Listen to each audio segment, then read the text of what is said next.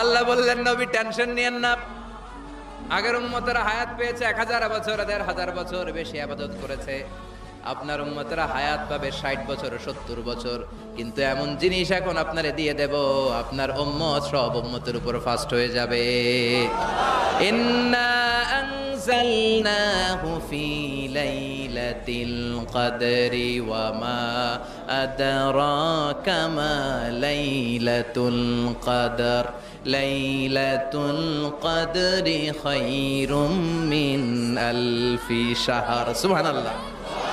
লাইলাতুল কদরি খায়রুম মিন আলফি শাহর। ও নবী, আগের উম্মতের কাউরে আমি লাইলাতুল কদর দেই নাই, কদরের রাত দেই নাই। আর এই কদরের রাত হচ্ছে খায়রুম মিন আলফি শাহর, 1000 মাসের চেয়ে সেরা।